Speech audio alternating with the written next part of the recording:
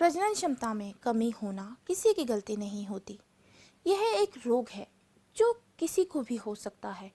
दुनिया में 10% दाम्पत्य स्थानोत्पत्ति से परेशान होते हैं।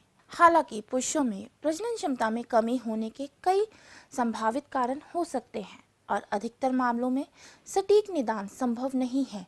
इसलिए अधिकतर मामले प्रयोगश्रित ही रह जाते हैं।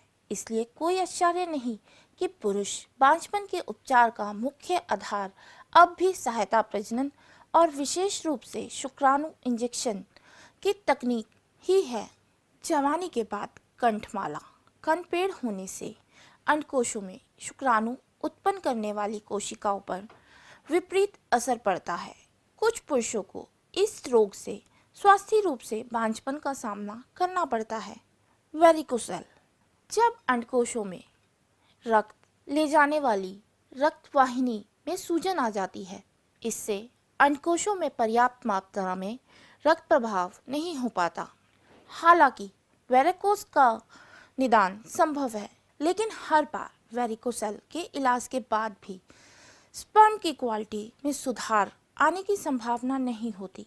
ऐसा माना जाता है कि यदि इस बीमारी का इलाज सही प्रकार से हो भी जाए तो भी केवल 25% मरीजों में ही सुधार देखा जाता है। बहुत कम मामलों में ऐसा देखा जाता है कि जब दाम्पत्य को गर्भधारण में परेशानी होती है तब टेस्टिकुलर कैंसर का निदान करना पड़े। अंडकोश में बढ़ने वाला यह जानलेवा ट्यूमर कोशिकाओं को नष्ट कर देता है।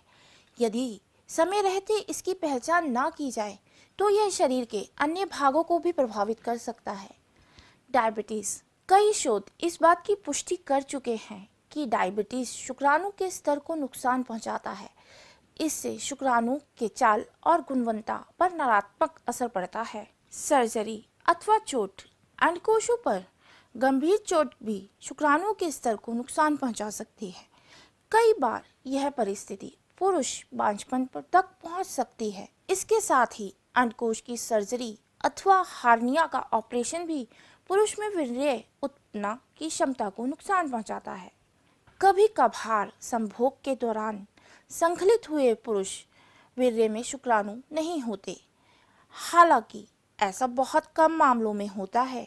ऐसा यूरेथ्रावास अथवा एब्डिमिस में ब्लॉक अथवा किसी अन्य सामान्य उत्पन्न होने के कारण होता है। इससे वीर्य में शुक्राणु नहीं मिल पाते।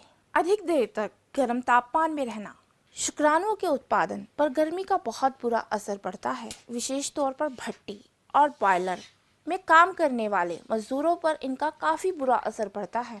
बहुत अधिक तनाव, थकान और अल्कोहल का सेवन भी काम इच्छा पर नकारात्मक असर डालता है। अभी हाल ही तक नपुंसकता के अधिकार कारणों को मनोवैज्ञानिक समझा जाता था, लेकिन हर बार ऐसा नहीं होता।